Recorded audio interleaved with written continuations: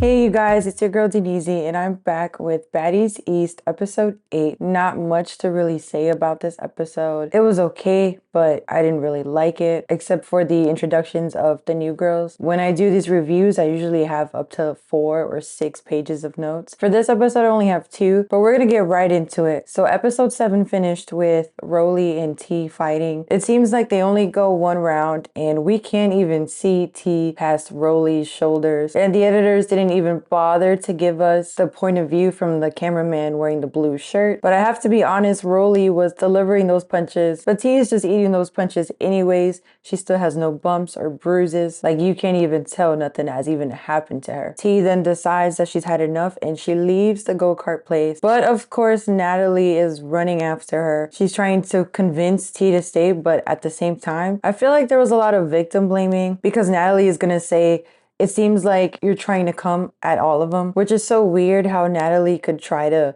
reframe the narrative as if we didn't really see what happened on camera. I'm just happy that T isn't falling for Natalie's BS and that she's secure with herself enough to be able to defend herself by herself against multiple people, not just the Three Musketeers, but also the other people in the group that are just being very fake right now, like Mariah, Natalie, and Anna Mac. I'm also really happy that T is able to provide an example of how you should carry yourself when you are being bullied. I feel like this is a teachable moment where people can kind of learn a little bit more about themselves from T's example and just carry themselves better. Meanwhile, Rollie shows her true colors because she's gonna say she beat T up because she thought she was pretty. And guess what, Rollie? T still is pretty.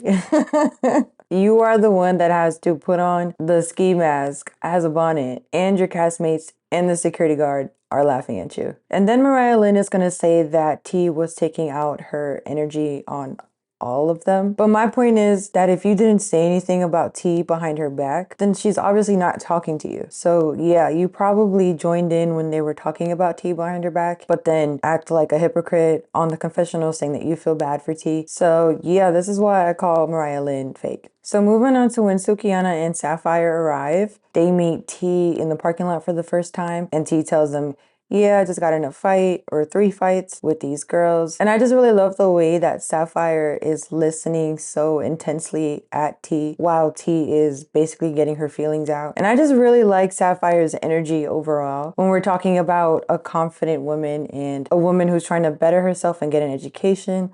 Like Sapphire said, that she is in school to get her real estate's license. I just feel like for someone who is the best friend of somebody who's more famous than them, Sapphire can still definitely hold her own and have her own identity outside of Sukiana. I want to see more of Sapphire. As for Sukiana, it's so easy for her to just command everybody's attention when she walks in a room. Like, it's insane. I'm liking her introduction as well.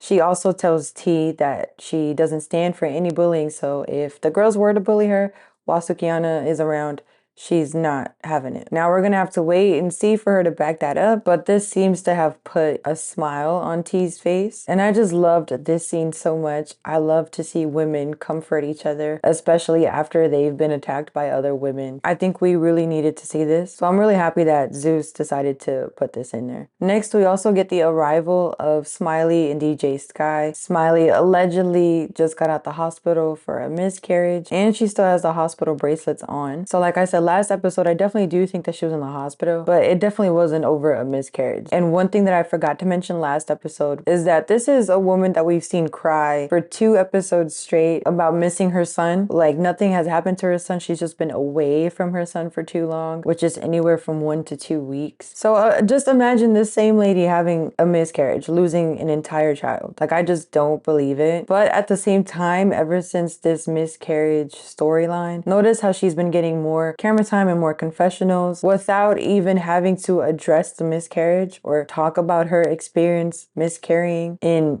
any of the camera time that she's been getting. As for DJ Sky, I guess she's there because the girls are going to go out to the club later. So I guess she was invited to hang out with them beforehand. But their arrivals were completely pointless because DJ Sky and Smiley, they get there, the girls have already raced and already played games. So they're there for like 2 seconds and then it's time for them to leave. So next, when they do go to the club, I think the club's name is Seventh Elements. The girls are not even really performing. They're just kind of mouthing along to their track. And the woman to the left of Suki with the red hair looks like Kat from last season. And Kat is from Philly. But what I don't understand is why Zeus is going so hard to like not show her face completely or to blur her face. I just hate the way Zeus Network be treating their previous cast members sometimes. Moving on to the next day in the living room scene, Anna Mac had said earlier she changed her hair because everybody is turning red.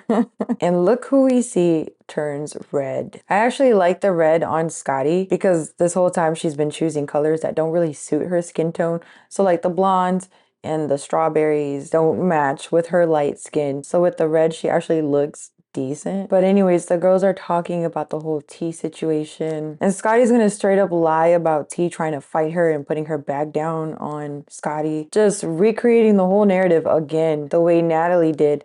Like, it's not on camera. This is what I don't understand. Like, you guys are delusional. They must think that we're stupid, or maybe they thought that the editors were gonna edit it a different way because they are like the network favorites. But even then, Sky is not fake. I like how Sky is the only one calling out Scotty and Natalie for their lies. So Sky had to correct Scotty and remind her that T didn't put her back down for Scotty. She wasn't even looking at Scotty when they started fighting. She put her back down for Rollie and told Rollie to square up. So the fight between T and Rollie makes sense. Scotty jumping in to sneak T doesn't make sense. And then Natalie here is also trying to downplay her friendship with T, and she's trying to act like she wasn't trying to get T to come back inside when T was leaving. Natalie's gonna say that she was just trying to see if T was coming back inside or not. But then Sky tells Natalie like, no, it seems like you guys had something good going on and that you were trying to comfort her. So I definitely feel like Natalie is the only one to get away with this type of behavior because she does have history with most of these girls outside of the show, whether it's like really close friends or they're just acquaintances. Nobody's ever gonna come at Natalie for being fake. But Scotty needs to know that she is not Natalie and she cannot just not fight a girl when you said that you were gonna fight her, then sneak her when she's not looking at you and she's already been in a fight, and then expect for people to like you or for people to have your back. And Scotty also tries to act hard in her confessionals.